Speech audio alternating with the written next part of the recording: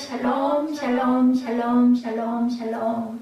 하나님 사랑합니다. 여러분 주 안에서 사랑합니다. 오늘 구원의 완성, 그죠? 구원을 당연히 완성해야 되겠죠? 로마서 11장 25절에서 32절 우리 함께 교독해서 읽었는데 이 부분의 뜻을 한번 천천히 짚어보고 그리고 내용을 함께 은혜를 나누도록 합니다. 자, 25절에 보니 이 신비는 이방인의 충만한 수가 들어오기까지 이스라엘의 더러는 우둔하게 된 것이라 이렇게 나오죠. 너희가 모르기를 내가 원하지 아니하노니 이렇게 얘기합니다. 현 시대 유대인들의 대부분이 불신자들이 있죠. 그들에게 이 신비를 알려주기를 원한다. 성경의 신비는 과거에 하나님이 알려주지 않았다라는 의미가 되기도 한다라는 거죠. 신비이기 때문에 이것을 증명하고 있습니다. 로마서 16장 26절 그리고 에베소서 3장 4절 5절 9절을 봅니다.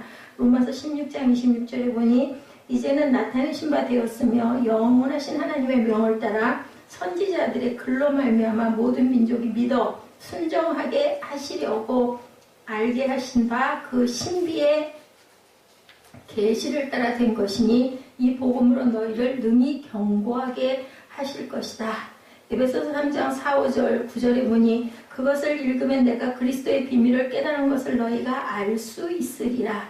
그것을 읽으면 이제 그의 거룩한 사도들과 선지자들에게 성령으로 나타내신 것 같이 다른 세대에서는 사람의 아들들에게 알리지 아니하셨으니 영원부터 만물을 창조하신 하나님 속에 감추어졌던 비밀의 경륜이 어떤 것을 드러내려 하려 하십니다. 라고 증거하고 있습니다.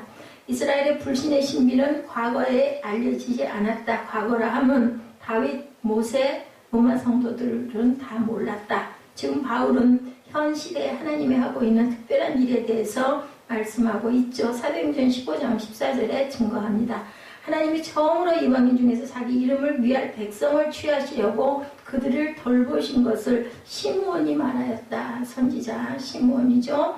이 현 시대는 초림과 재림 사이의 기간이고 이때 대부분의 이스라엘은 눈이 멀었다. 고린도후서 3장 14절에서 16절.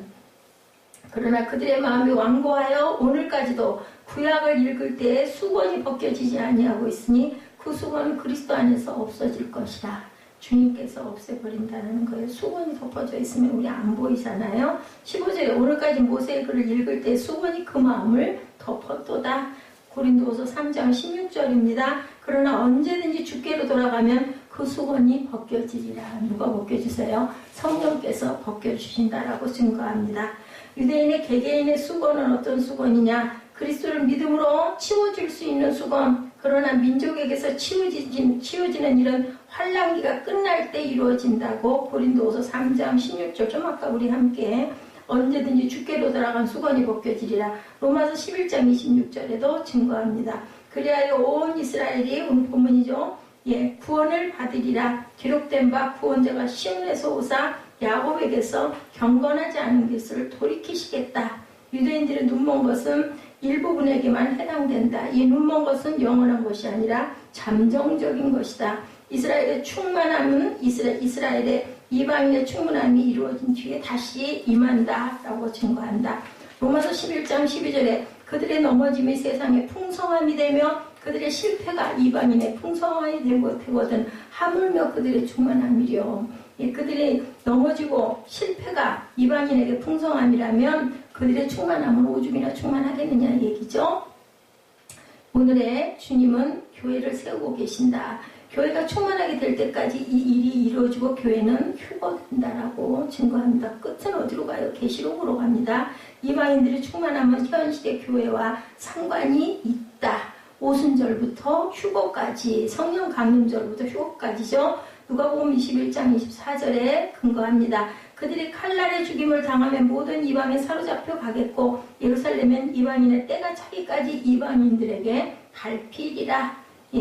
이 이방인들의 때는 이스라엘 민족과 상관이 있다. 바벨론 왕국으로부터 시작되어서 이방인 권력이 모두 무너지는 때까지 이렇게 증거하고 있습니다. 그래서 이스라엘의 충만함이 들어온다. 그리하여 온 이스라엘이 구원을 받으리라. 기록된 바 구원자가 시온에서 오사 야곱에게서 경건하지 않은 것들 돌이키시겠고 믿음을 가지는 이스라엘이 구원을 받는다는 뜻을 갖고 있고, 성경의 신비는 과거에 하나님이 알려주지 않은 것을 뜻한다. 예, 아까 증거한 것처럼 이스라엘의 불신의 신비는 과거에 절대로 알려진 일이 없었다. 에베소서 3장 4절에도 그것을 읽으면 내가 그리스도의 비밀을 깨달은 것을 너희가 알 수 있으리라. 이제 그의 거룩한 사도들과 선지자들에게 성령으로 나타내신 것 같이 다른 세대에서는 사람의 아들들에게 알리지 아니하셨으니 영원부터 만물을 창조하신 하나님 속에 감추어졌던 비밀의 경륜이 어떠한 것을 드러내게 하려 하심이라 하고 이렇게 증거합니다. 그럼 구출자는 누구신가? 뻔하죠. 구출자. 이사야 59장 20절 그리고 이사야 63장 1절에서 6절에 근거합니다. 이사야 59장 20절입니다. 야훼 말씀이니라 구속자가 시온에 임하며 야곱의 자손 가운데서 죄가를 떠나는 자에게 임하리라. 63장 1절에서 6절까지입니다.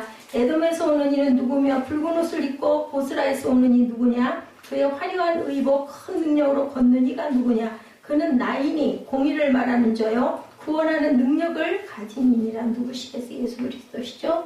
어찌하여 내 의복이 붉으며 내 옷이 포도주 틀을 밟는 자 같으냐? 만민 가운데 나와 함께한 자가 없이 내가 홀로 포도주 틀을 밟았는데 내가 노함으로 말미암아 무리를 밟았고 분함으로 말미암아 짓밟았으므로 그들의 선열이 내 옷에 튀어 내 의복을 다 더럽혔음이니 이는 내 원수가 없는 날이 내 마음에 있고 내가 구속할 해가 왔으나 내가 본즉 도와주는 자도 없고 붙들어주는 자도 없으므로 이상하게 여겨 내 팔이 나를 구원하며 내 분이 나를 붙들었습니다. 내가 노함으로 말미암아 만민을 밟았으며 내가 분함으로 말미암아 그들을 취하게 하고 그들의 선열이 땅에 쏟아지게 하였느니라. 이스라엘과 언약에 따른 죄의 제거에 대해서 로마서 11장 27절에는 오늘 본문에 말씀합니다. 내가 그들의 죄를 없이 할 때 그들에게 이루어질 내 언약이 이것이라 함과 같으니라. 그럼 이 언약은 어떤 언약이라고요? 새 언약이라고 그러죠. 새 언약이 히브리서에도 기록되어 있는데 히브리서 8장 7절에 저 첫 언약이 무음하였더라면 둘째 것을 요구할 일이 없었으려니와 그들의 잘못을 지적하여 말씀하시되 주께서 이르시되 볼지어다 날이 이르리니 내가 이스라엘 집과 유다 집과 더불어 새 언약을 맺으리라. 이렇게 증거하고 있죠. 이렇기 때문에 11절에 또 각각 자기 나라 사람과 각각 자기 형제를 가르쳐 이르기를 주를 알라 하지 아니할 것은 그들이 작은 자로부터 큰 자까지 다 나를 알 것이다. 내가 그들의 불의를 긍휼히 여기고 그들의 죄를 다시 기억하지 아니하리라 하셨느니라. 13절에 새 언약이라 말씀하셨으며 첫 것은 낡아지게 하신 것이니 낡아지고 쇠하는 것은 없어져 가는 것이라고 이렇게 증거되어 있습니다. 1차적으로 이것은 유대인을 향한 약속이다. 28절이죠. 유대인의 위치는 어떤 위치냐? 28절입니다. 오늘 본문입니다. 복음으로 하면 그들이 너희로 말미암아 원수된 죄요 택하심으로 하면 조상들로 말미암아 사랑을 입은 자다. 복음에 관해서는 원수된 자라고. 데살로니가 전서 2장 14절입니다. 14절, 15절, 16절에 형제들아 너희가 그리스도 예수 안에서 유대에 있는 하나님의 교회들을 본받는 자 되었으니 그들이 유대인들에게 고난을 받은 것 같이 너희도 너희 동족에서 동일한 고난을 받았죠. 유대인은 주 예수와 선지자를 죽이고 우리를 쫓아내고 하나님을 기쁘시게 하지 아니하고 모든 사람에게 대적이 되어 우리가 이방인에게 말하여 구원받게 함을 그들이 금하여 자기 죄를 항상 채움에 노하심이 끝까지 그들에게 임하였느니라. 이들의 불신에도 불구하고 하나님의 약속은 변하지 않는다. 유대인에 대해서 바른 태도로 우리가 가져야 한다고 민수기 24장 19절 20절에 증거합니다. 하나님은 사람이 아니시니 거짓말을 하지 않으시고 인생이 아니시니 후회가 없으시도다. 어찌 그 말씀하신 바를 행하지 아니하시며 하신 말씀을 실행하지 아니하시랴. 내가 축복할 것을 받았으니 그가 주신 복을 내가 돌이키지 않으리라. 오늘 29절, 본문 29절은 28절의 이유가 나타나 있는데 하나님의 은사와 부르심에는 후회가 없으시다고 29절에 얘기하죠. 28절에는 복음으로 하면 그들이 너희로 말미암아 원수된 자요 택하심으로 하면 조상들로 말미암아 사랑을 입은 자라고. 그렇기 때문에 하나님의 은사와 부르심에는 후회가 없다라는 거죠. 이스라엘에 대한 하나님의 약속은 절대로 취소될 수 없다. 그래서 본문 30절입니다. 너희가 전에는 하나님께 순종하지 아니하더니 이스라엘이 순종하지 아니하므로 이제 긍휼을 입었는지라. 31절 이와 같이 이 사람들이 순종하지 아니하니 이는 너에게 베푸시는 긍휼로 이제 그들도 긍휼을 얻게 하려 하심이라. 하나님이 모든 사람을 순종하지 아니하는 가운데 가두어 두신 것은 모든 사람에게 긍휼을 베풀려 하심이로다. 이 30절에서 32절은 믿지 않는 자에게 베푸시는 하나님의 긍휼을 말씀하고 계시죠. 하나님은 진노의 대상인 자에게 긍휼을 베푸시는 분이시다. 그렇기 때문에 우리도 주님을 닮아야 되니까 믿지 않는 자에게 항상 긍휼을 베풀어야 되고, 그리고 잘못하고, 그리고 우리들이 보기에 정말 온전치 않은 자들에게 긍휼의 마음을 품어야 된다. 그것을 그죠? 분내거나 그것을 원수를 져서는 안 된다는 뜻도 갖고 있습니다. 오늘 말씀은 개인 구원의 차원을 넘어서서 온 인류의 구원을 완성한다는 메시지를 담고 있습니다. 로마서에서 말하는 구원의 결론이라고 말을 해도 좋을 정도의 말씀이죠. 우리 퍼즐 맞춰보기 하면 어때요? 막 거기에 정신이 온 신경이 쏟아져가지고 퍼즐 맞히다 보면은 정말 시간 가는 줄 모르죠. 열심히 해서 한 조각이 남았는데 그것이 완성은 아니다. 어떻게 해야 돼요? 남은 한 조각을 마지막까지 잘 끼워 넣어야 완성이 되는 거죠. 99.99%를 했지만 0.01%가 완성이 안 되면 완성이 되지가 않습니다. 그 퍼즐은. 구원은 결코 개인적인 구원을 끝나지 않는다. 개인적 구원에서부터 시작해서 어디로 온 인류의 구원까지 끝나야 된다라고 분명하게 하나님께서는 말씀하셨고, 말씀은 1.1핵도 틀리지도 변하지도 않기 때문에 우리는 그것을 믿어야 된다. 우주적인 구원으로 완성된다. 마지막 조각이 들어갈 때 구원은 완성되어 되치는 것이라는 것을 우리가 알아야 된다. 이 마지막 조각은 뭐예요? 예, 지난주도 말씀드린 대로 이스라엘의 회복이다. 이방인의 충만한 수가 들어올 때까지 그들이 우리를 시기나게 하려고, 우리가 그들을 또한 시기나게 하려고 이렇게 구원의 완성을 이루지 못하고 이스라엘이 마지막으로 남는다. 하나님께서는 지난 2000년 동안 이방인을 구원하셨다. 앞으로 남는 것은 당연히 마지막 한 조각인 내 사랑하는 선민 이스라엘 민족이겠죠. 아주 작고, 그리고 보잘것없고, 그리고 정말 모순투성이인 내 사랑하는 자식을 버릴 리가 없어요. 우리 부모는 아무리 못났어도 내 자식은 내 자식이, 아무리 이웃집 아이가 부러워도, 아무리 우등생 천재적인 아이가 정말 선망의 대상이어도 그 자식이 내 자식은 아니라는 거죠. 우리가 이걸 봐도 분명히 하나님께서는 이스라엘을 그냥 두지 않으신다. 예루살렘에서 시작된 이 복음은 유대와 사마리아와 땅끝까지 퍼져나갔고, 이제 하나님께서 마지막 때 우리에게 비밀을 보여주셨는데 그것은 구원의 완성, 예루살렘의 회복이다라는 말씀입니다. 하나님께서는 이스라엘을 회복시키심으로 말미암아 모든 이방인들을 구원하시고 구원을 완성하시는 것인데, 우리가 구원에 대해서 이야기할 때 목마르고 갈증을 느끼는 이유 중에 하나는 구원을 너무나 평면적이고 단순하게 생각하기 때문이다. 그냥 나만 구원받으면 돼. 저한테도 그런 게 있는 것 같아요. 생각하고 말씀을 준비하면서 돌이켜보면, 누구 구원 안 받았다고 내 가까운 벗이나 그저 친척이나 누구 생각해 볼 때 그가 구원 안 받았다고 그래서 우리가 막 안타까워하면서 엉엉 물어봤냐는 거죠. 안 그렇잖아요. 그냥 일단 나만 구원 받으면 되고, 누군가가 구원을 안 받고 아니면 신앙생활을 온전하게 안 하는 누군가 성도를 보면 아이고 마음속으로 저래가지고 무슨 천국이야 이렇게 마음을 먹지, 그냥 불쌍해서 애통하지 않잖아요. 그런 마음을 먹으면 안 된다는 거죠. 구원을 받을 때는 영적인 구원만 받는 것이 아니라 육적인 구원도 받는다는 것도 꼭 알아야 된다. 우리가 세상을 살아나가는 정신적인 모든 부분에도 하나님의 구원이 있다. 이처럼 총체적이고 전인격적이라는 것을 우리가 알아야 된다. 따라서 우리가 구원의 한 부분만을 이야기할 때 그것이 틀린 말은 아니지만 또한 맞는 말도 아니라는 것을 알아야 된다. 우리는 예수 그리스도로 말미암아 이미 구원받았죠. 그러면 그것으로 끝난 것인가? 그렇지는 않다. 우리에게 주신 이 놀라운 구원은 현재 이루어지고 있고, 그 구원은 내 삶을 통하여 성취되고 있는데 그것으로 끝나지 않는다. 어느 날 그 구원은 완성이 있다라는 거예요. 그 아이들하고 영어 할 때 보면은 과거부터 지금까지 쭉 일어나던 대과거라고 했나요? 대과거. 제가 그 생각이 언뜻 이거 준비하면서 들더라고요. 맞죠?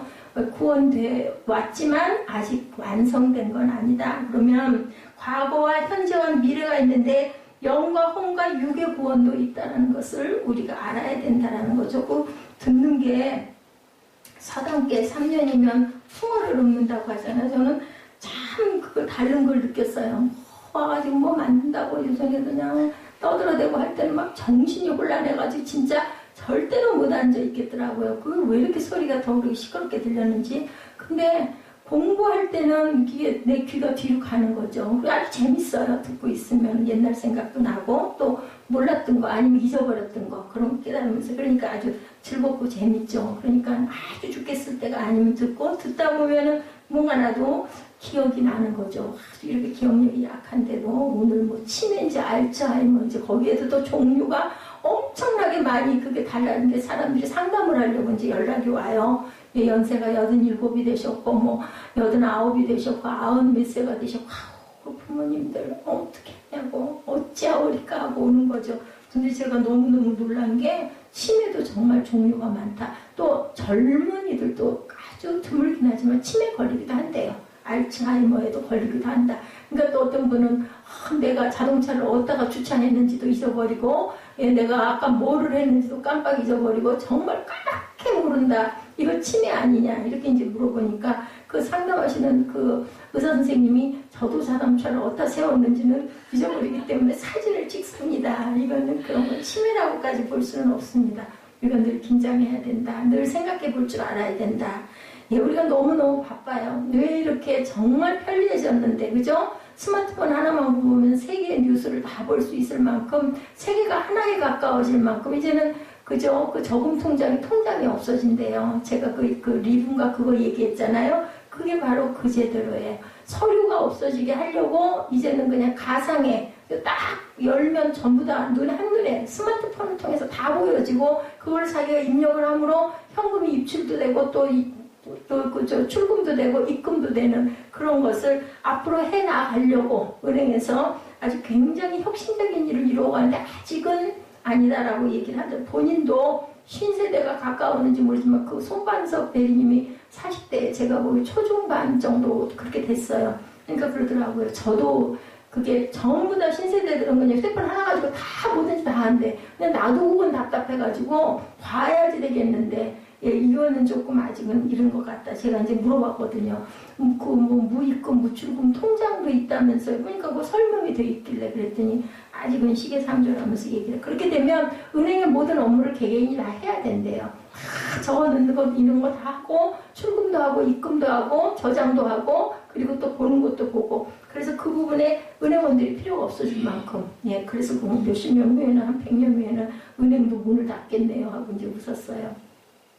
개인적인 구원도 있고 온 인류의 구원도 우주적인 구원도 있다는 것을 우리가 꼭 알아야 합니다. 이 구원의 전체적인 드라마를 이해할 때 부분적인 내 삶의 구원이 살아나기 시작한다는 것을 우리가 알아야 된다. 목적이 생기고 방향이 생기는 거죠. 그러면 정말 구원하기 위해서 한 명까지도 구원해야 한다면 먼저 내가 해야 할 일은 무엇인가? 그죠? 내 옆에 그 바울이 내가 정말 하나님께 버림을 받더라도 내 가족이 구원받았던 그 안타까운 심정이 쾌한다는데 이것은 이 목사도 그런 마음까지는 되지 않는다는 고백.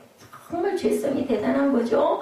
이렇게 목적이 생기면 어때요? 그 방향을 향해서 우리 더 열심히 가잖아요. 목적이 안 생겼을 때는 흐느적 가다가 아니 저기까지 꼭 가야 되면 아직 뛰어가지 않습니까? 사도 바울은 개인의 구원을 이야기할 뿐 아니라 이렇게 온 인류의 구원, 이 사람 참 머리가 좋은 사람, 거기까지 생각을 한 거죠. 온 인류의 구원의 핵심에는 뭐가 있다고요? 이스라엘이라는 나라가 있다. 마지막 절대로 지지도 않고 누군가가 정복을 할 수도 없는 이스라엘이 있다. 하나님은 이스라엘을 이렇게 다시 끝내나 찾으실 것이다. 왜냐하면 성경에 계속 그렇게 말씀하고 계시니까 아까 제가 증거해서 급하게 여러분들에게 읽어드렸지만 바로 그런 증거로 인해서 하나님께서는 끝내는 이스라엘을 마지막에는 분명히 구원하실 것이다.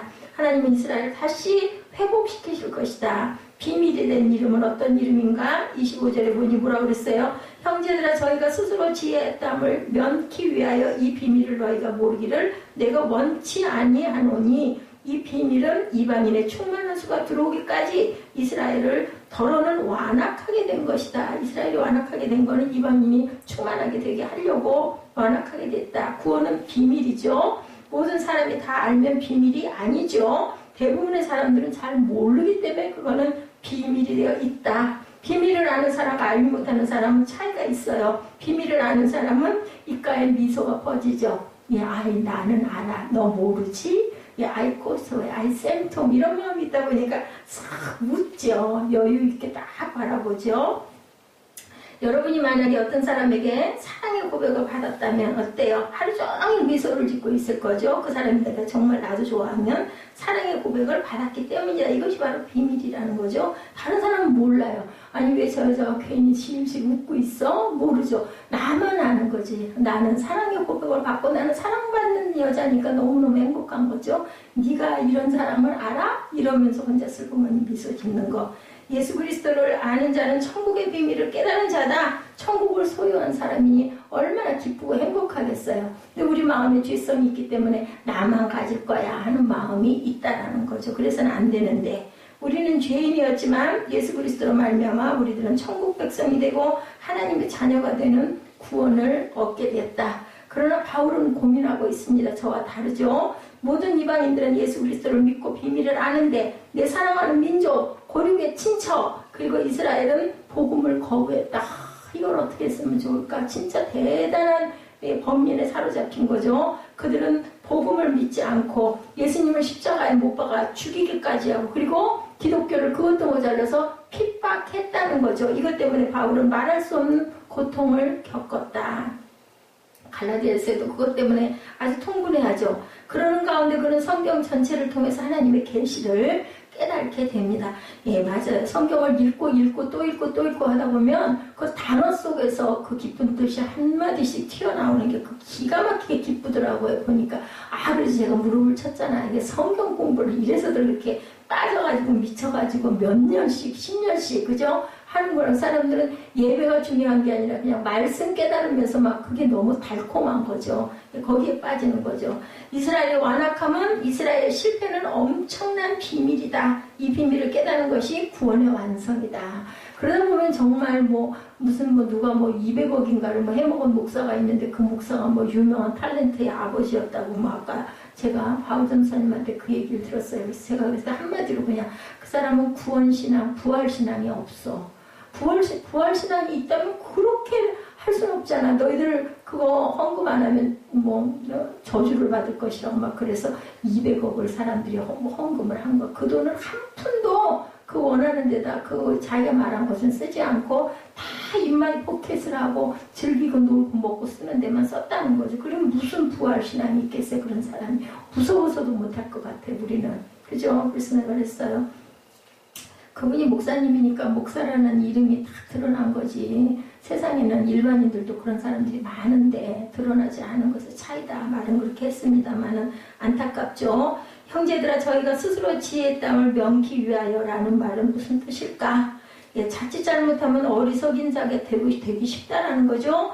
구원의 비밀을 깨닫지 못하면 다 아는 것 같고 얻은 것 같지만 실제로 아무것도 얻은 것이 없고 아는 것도 잘못 알고 있는 거. 그래서 아예 모르는 게 낫다고 그러죠. 잘못 어설프게 알면 선무당이 사람 잡는다고 옛말에 있듯이 그렇게 된다라는 거. 참 지혜는 비밀을 깨닫는 것이라는 뜻이다. 그죠? 그래서 우리는 열린 문을 찾아가야 되는데 이 비밀은 뭐라고요? 25절에 이방인의 충만한 수가 들어오기까지 더러는 완악하게 되는 것. 이것이 바로 비밀이다.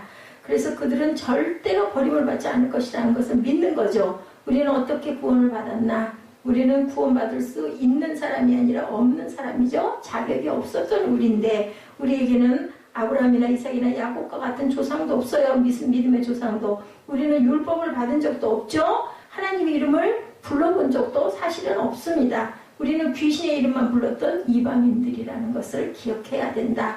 하나님을 몰랐죠. 성경도 없고 선지자도 없었어요. 약속도 없고 캄캄한 절벽 속에 살고 있는 이방인들에게 복음의 빛이 비쳤다라는 것을 꼭 알아야 된다. 그렇기 때문에 우리는 자만해서도 안 되고 이스라엘 사람들을 무시해서도 안 되고 우리는 그들을 위해서 빚진 자들이니까 기도해줘야 된다라는 얘기예요. 그리고 전도해야 되고 선교해야 된다. 이 복음의 빛이 어떻게 들어왔는가? 이것이 25절에 나타난 비밀이죠. 이스라엘이 더러는 완악해졌기 때문이다. 그랬기 때문에 복음의 빛이 우리에게로 꺾여서 들어왔다. 인생을 살다 보면 사업이 잘 안 될 때가 있죠. 어떤 사람은 결혼하고 싶은 사람과도 결혼할 수가 없을 때가 있습니다. 하고 싶은 대로 되지 않는 것이 인생이라고 하죠. 이렇게 문이 닫히는 것 같은 경험을 살아가면서 우리는 순간순간 많이 느끼고 겪어갑니다. 하지만 이 말은 어딘가에 문이 열렸다는 것도 통한다라는 거죠. 문이 닫혔다면. 문이 닫힌 것만 보는 사람은 절망하고 좌절하지만 열린 문을 볼 줄 알아야 된다. 닫힌 문 뒤에 분명히 열린 문이 있다는 것도 우리는 바라볼 줄 알아야 된다. 그곳에 하나님의 뜻이 있고 축복이 있다는 것도 알아야 된다. 하나님은 이방인들에게 복음을 주기 위하여 문을 열어놓으셨고 이방인들을 향한 문을 열기 위해 이스라엘의 문을 닫았다라는 것이죠. 그래서 이스라엘은 복음을 거부했고 메시아를 십자가에 못 박아 죽였고 뿐만 아니라 그들은 2000년이 지난 지금까지 예수를 거부하고 있는데 왜 그럴까? 이방인을 구원하기 위해서, 그럼 우리를 위해서네요. 우리를, 저와 여러분을 위해서. 그렇게 생각한다면 이스라엘에게 조금 미안한 마음을 가져야 된다는 거죠. 그래서 우리는 빚을 갚아야 된다. 지렛대로 물건을 들기 위해서는 지렛대 아래에 무언가가 있어야죠. 이스라엘이 그 역할을 한 것이란, 지렛대 왜 가운데 그 돌 받쳐놓잖아요. 그게 있어야 지뢰가 되는 것처럼 이런 역할을 바로 이스라엘 민족이 했다는 것을 우리가 알아야 된다. 이방인을 움직이기 위해서 이스라엘이 희생했다라는 것. 이방인들이 예수를 믿는 것을 보면 정말 재밌죠. 어떤 선교사가 전도를 하면 전도한 것만큼 열매를 절대로 맺지 못하는데 하나를 심으면 30배, 60배, 100배의 열매가 나타나야 되는데 선교가 꼭 그렇지만도 않은 것. 선교사들이 수없이 희생을 당하잖아요. 너무 안타깝고 가족적으로 보면 얼마나 바보짓이고 얼마나 일부러 불구덩이에 뛰어드는 꼴인 거잖아. 불나방이 돼가지고 그냥 가서 그냥 아주 몸을 부딪혀 죽는 꼴이죠. 선교는 사람이 하는 것이 아니고 선교는 선교사가 순종하는 것이 바로 선교라는 것을 우리가 알아야 된다는 거죠. 그렇게 가서 그 땅에 뼈를 묻죠. 몇 사람 전도도 못하죠. 무슨 30배, 60배, 100배냐고요. 근데 어때요? 세월이 지나면서 그런 그 희생들이 쌓이다 보면 정말 한 민족이 구원을 받는 역사가 일어난다는 거죠. 하나님께서는 그곳에 축복을 하시는 거예요. 수천 명, 수만 명, 수백만 명이 예수를 믿게 하는 선교의 역사. 그래서 피 흘림이 없으면 사함이 없다는 것을 우리가 알아야 된다. 2000년 동안 복음은 이렇게 유럽과 미국과 전 세계로 지금 오늘 우리가 바라보면 그렇잖아요. 그죠? 초기에는 어떠했는데 지금 교회들이 이렇게 많이 일어난 것, 세월이 흘렀기 때문에, 그리고 많은 피가 쏟아졌기 때문인 것을 우리가 압니다. 두 가지의 섭리가 있습니다. 25절을 보면 두 가지를 생각할 수 있는데, 첫째는 하나님은 이방인을 구원하신다. 하나님은 이방인을 버리지 않으시고 선택받은 이스라엘만 구원을 받게 하지도 않으시고 모든 열방을, 세계를, 온 우주를 구원하기를 원하신다. 지금도 하나님은 저와 여러분뿐만 아니라 가족까지도 구원하기를 원하신다는 것도 생각해 봐야 된다. 이방인이라는 게 뭐예요? 우리가 크리스찬들의 경우는 크리스찬들은 바라보면 믿지 않는 자들이 이방인들이잖아요. 그렇게 볼 수도 있잖아요. 근데 그 속에 내 가족이 섞여 있다면, 아니면 내 절친한 벗이 섞여 있다면, 그죠? 그렇다면 그것도 바로 우리가 구원해야 할 우리의 사명이라는 것을 깨달아야 된다. 그래서 바울이 그렇게 안타까워했다는 거죠. 전도하지 않는 사람은 하나님의 마음을 모르는 사람이라는 것. 나만 구원받았으면 됐지 뭘 그렇게 연연하고 애를 쓸 일이야. 하나님이 섭리를 하신다면 내가 내버려둬도 누군가가 구원하지 않겠어? 이런 마음을 가질 수도 있다는 것. 그래서는 안 된다는 거죠. 잃어버린 영혼을 찾지 않는 사람은 하나님의 마음을 절대로 알지 못한다. 교회 아무리 오래 다녀도 하나님의 마음을 모른다. 나만 믿고 다니고 나만 가서 예배 드렸으면 됐지. 이래서는 안 된다. 하나님은 잃어버린 탕자를 찾고 계신다. 타락한 자녀를 회복하기 원하시는 것이 하나님의 마음이다. 이방인의 충만한 숫자가 들어오기를 원하고 계신다라는 것. 예, 선교사를 보내는 교회들 있죠. 오늘도 어렵게 지나가다 보니까 선교사 파송의 교회 이렇게 써붙여 놓기도 했더라고요. 얼마나 그래서 속으로 얼마나 해외 선교사들을 많이 돕는 그런 교회인가 보다 하고 바라봤습니다. 우리가 미전도 종족에게 복음을 전해야 하는 이유는 그 사람들이 예수를 모르기 때문이고, 그 사람들도 하나님께서는 다 충만한 숫자가 들어오기를 기다리고 계신다는 뜻을 우리가 알기 때문에 안타까워하고 그들을 전도해야 된다.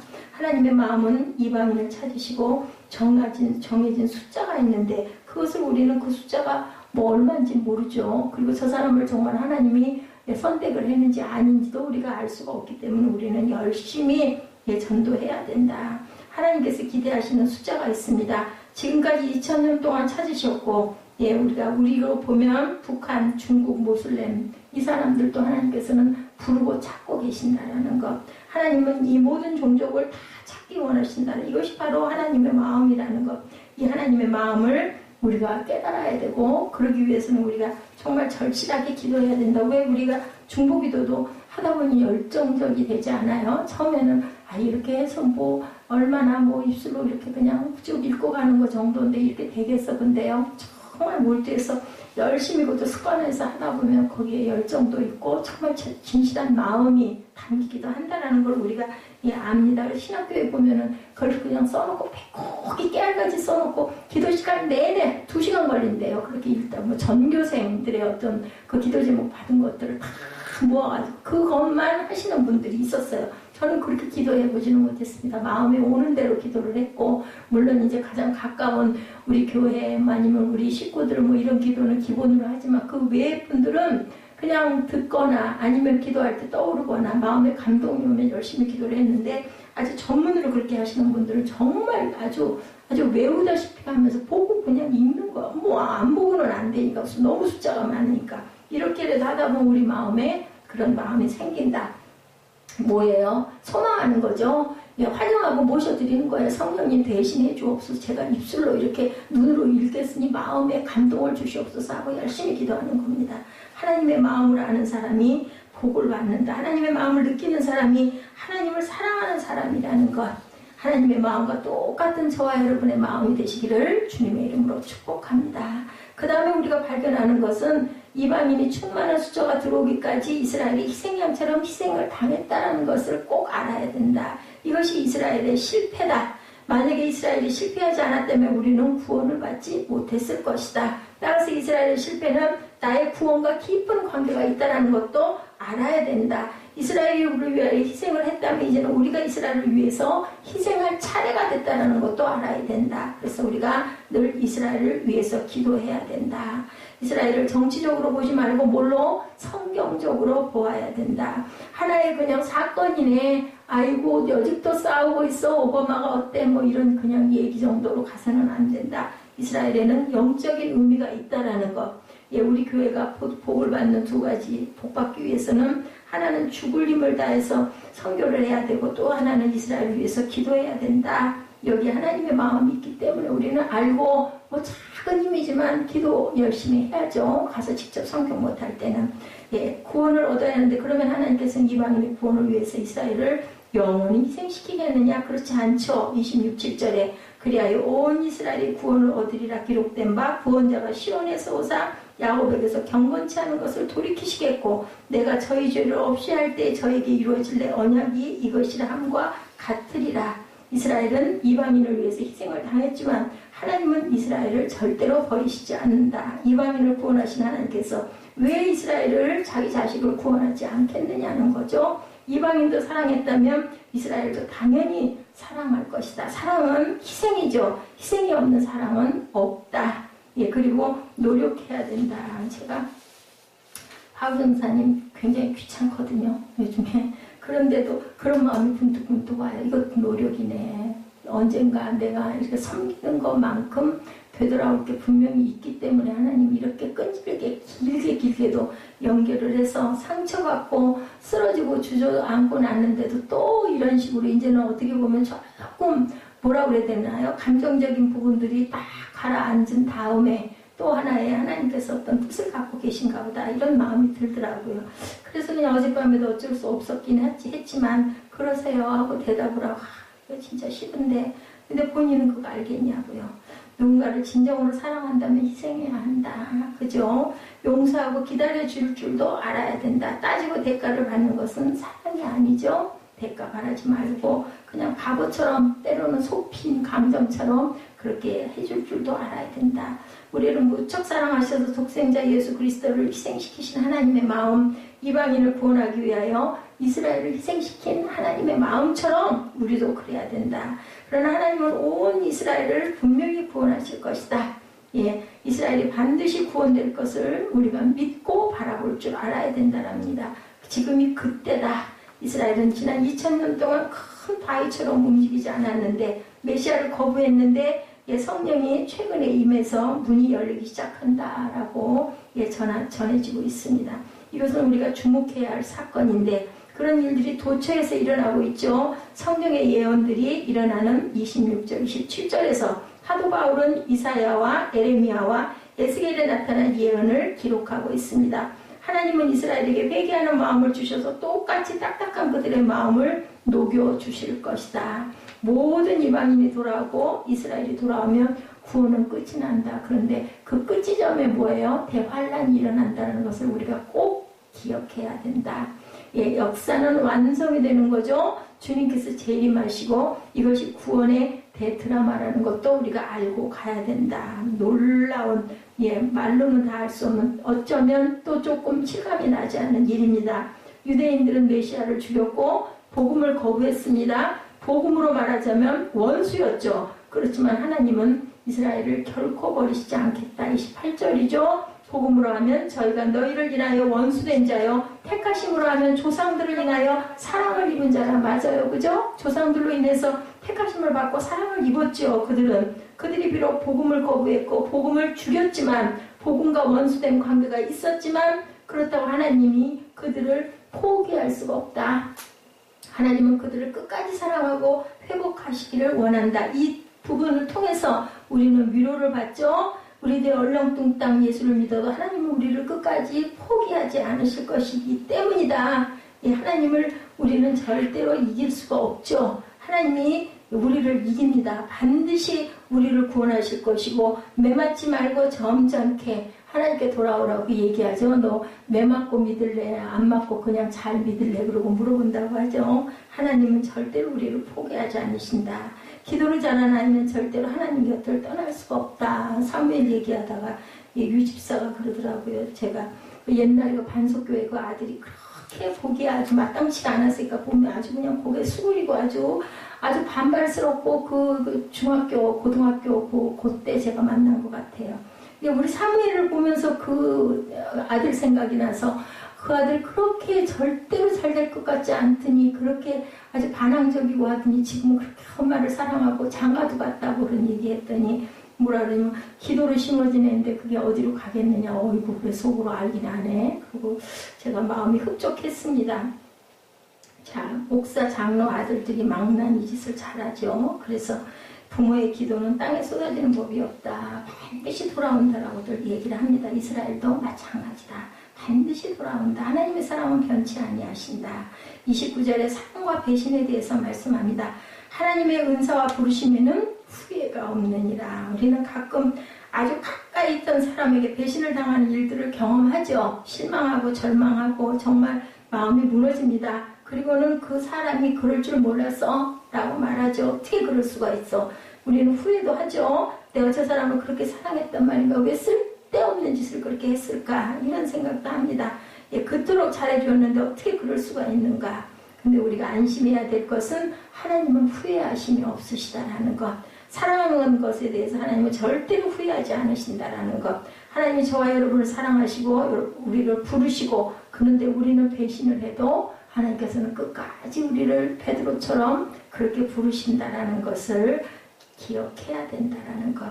예, 메시아를 죽이죠. 메시아를 거부합니다. 사람들이. 그렇다면 하나님의 사랑도 내 배신과 함께 끝나는 것일까? 절대로 그렇지 않죠. 그것을 믿을 줄 알아야 된다라는 거죠. 배신당한 하나님의 마음은 얼마나 아플까? 자식이 잘못되었을 때 부모는 또한 얼마나 괴로울까? 그렇다고 부모가 자식을 버리는 일은 없습니다. 절대로 포기하지 않죠.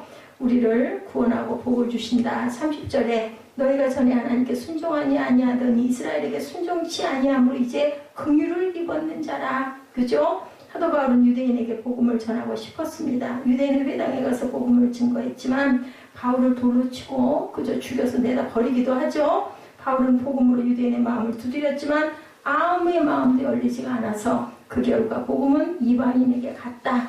이방인에게 복음을 전하면 사도 바울은 계속 눈물을 흘립니다. 이방인들은 구원을 받는데 내 민족 유대인들은 어찌하여 구원을 받지 못할까 하고 아파하죠. 애통해하죠. 그런 바울이 비밀을 깨달았다. 그것은 이방인들을 구원하시기 위한 하나님의 섭리였다는 걸 깨달은 거죠. 하나님의 사랑이 얼마나 큰가. 자기 자식을 죽이면서까지 남의 자식을 사랑하는 그 마음, 우리 인간은 할 수가 없습니다. 31절에 이와 같이 이 사람들이 순종치 아니하니 이는 너희에게 베푸시는 긍휼로 이제 저희도 긍휼을 얻게 하려 하심이니라. 이방인들에게도 긍휼을 주셨는데 하물며 자기 자식인 이스라엘에게 긍휼을 주시지 않겠는가.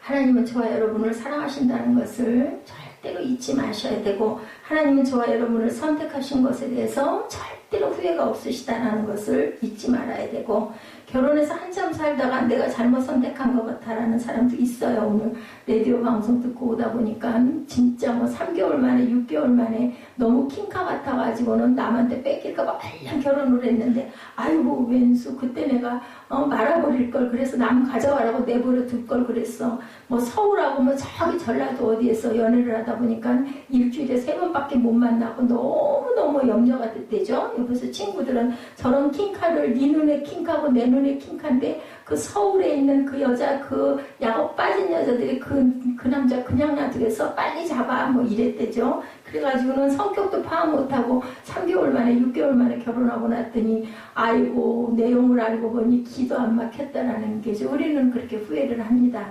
근데 정말 재밌는, 아주 배꼽 빠지게 재밌는 얘기가 있었어요. 여행을, 나는 절대로 이제는 16년을 살았는데 해외여행을 올해는 꼭 갈 거야. 그랬더니 남편이, 오, 그래, 가자. 당장 가자. 어디, 하와이 갈래? 그러더니 이 남자가 웬일이야? 그랬더니, 가자. 불복 하와이 했대죠. 그래서 어쩐지 했답니다. 제주도 여행, 그래, 그 멀리는 못 가도 그럼 제주도로 가자. 여권도 필요 없고 얼마나 경제적이냐.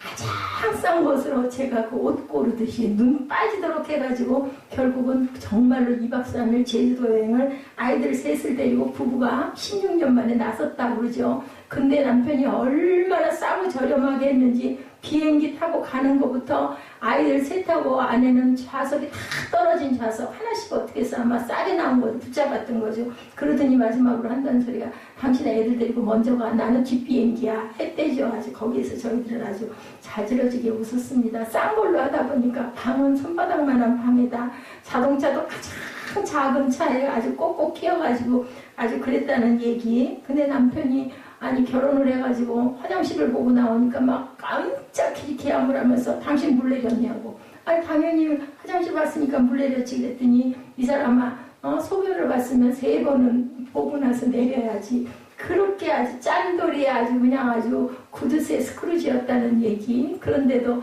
아이들 잘 먹이고 잘 기를 수 있는 것도 어떻게 보면 그 덕이다 하고 아내가 마음을 풀었다는 얘기를 제가 들으면서 그러게, 그죠? 우리는 이렇게 후회를 한다는 거죠.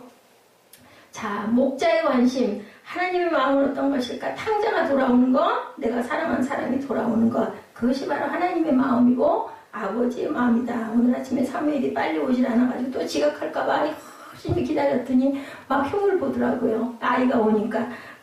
또 탕자 내보내는 아버지가 동고 밖에서 그 아들 기다리듯이 네 엄마가 그렇게 너를 기다렸어. 그렇게 막 흉을 보더라고요. 하나님의 마음이 이런 마음이다. 우리 안에 있는 99마리 양보다 잃어버린 1마리 양을 산을 넘고 물을 건너 찾으러 다니는 목자의 마음이라는 것을 절대로 잊지 말아야 된다.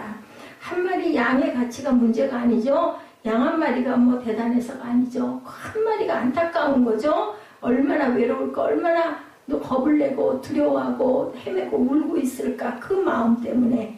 제가 오늘 그랬어요. 온전하게 지가 잘하면 내가 이러겠냐고. 워낙이나 느리고 아니 와가지고 이 녀석이 여기로 왔다가 놓고 갖고 가야 되는데 또 빵이라도 한쪽 먹고 가야 되는데 또 지각하면 또 청소할 텐데 그러니까 내가 이런 거지. 그랬더니 그렇게 기른 게 당신이잖아. 내가 그래서 참 못된 거 다 내 탓이냐고 얘기를 했습니다. 하나님이 나를 찾으시는 것은 나 한 사람이 구원받았다고 해서 큰일이 일어나기 때문이 아니라는 것도 우리가 기억을 해야 된다. 하나님이 나를 찾으시는 것은 한 영혼을 불쌍히 여기셔서 돌아오시기를 원하시는 것이다. 하나님은 기꺼이 나를 구원하기 위해 독생자를 보내시죠. 32절에 하나님이 모든 사람을 순종치 아니하는 가운데 가두어 두시면 모든 사람에게 긍휼을 베풀려 하심이로다. 구원의 완성은 여러분의 구원이 아니고 여러분을 구원하신 것은 여러분의 가정을 구원하라고 하신 거라는 것을 우리가 알아야 된다. 내 남편이 구원받지 못했다면, 내 아내가 구원받지 못했다면, 우리 아이들이 교회 안 나가게 하고 자꾸 세상으로만 간다면 그걸 붙들어서 앉혀야 되는 사명이 저와 여러분의 사명이라는 것을 우리가 알아야 된다. 마음이 찔리더라고요. 우리 유현정 집사를 잘 고민해야 되는데 아유 어쩌겠어, 이런 마음이 들 때가 많죠. 우리 주변에 예수 믿지 않는 가족이 있을 때 왜 그 사람 중에 나를 택해서 그 가족으로 만나게 하시고 가게 했는가를 그 뜻을 알아야 된다. 권영임 전도사님 생각이 나더라고요. 그 권영임 전도사님이 예수 믿음으로 인해서 그 시댁 전체가 복음화되고 그래가지고 그 타주구 수포문교회가 그 신우 남편이 예수 안 믿었어요. 둘 다. 그랬는데 시어머니가 믿어가지고 딸이 믿게 되고 딸이 안 믿는 남자하고 결혼해가지고 그냥은 아니죠. 그 사업에 실패하고 병들고 이래가면서 목사가 되고 교회가 일어나고 지금 그래서 거기서 열심히 심호하고 있잖아요. 그 전도사님은 이렇게 해야 되는 거죠. 하나님은 모든 이방인이 돌아오기를 바라신다는 것 뿐만 아니라 이스라엘이 돌아오기를 원하신다는 것, 그것이 바로 32절의 말씀이다. 여기서 모든 사람은 이방인과 이스라엘을 포함하죠. 사도행전 16장 3절에 이렇게 말씀합니다. 주 예수를 믿으라. 그리하면 너와 내 집이 구원을 얻으리라. 반드시 이 사실을 믿으면 그 기적은 일어난다. 저와 여러분의 주변이 변하고야 말 것이고 민족이 변하고 말 것이고 이 민족이 변할 것을 믿고 우리가 바라보고 구하고 기도할 때 분명히 남북은 하나가 될 줄로 믿습니다. 하나님은 긍휼을 베푸셔서 구원을 완성하기를 원하십니다. 하나님의 복이 이 말씀 위에 있기를 바란다는 것 잊지 마시는 저와 여러분들, 오늘 로마서 11장 25절에서 32절에 하나님께서는 긍휼을 베푸시는 하나님이시라는 것, 그래서 우리가 그 긍휼의 마음을 닮아야 된다는 것을 꼭 기억하시는 저와 여러분 되시기를 주님의 이름으로 축복합니다. 기도하시겠습니다.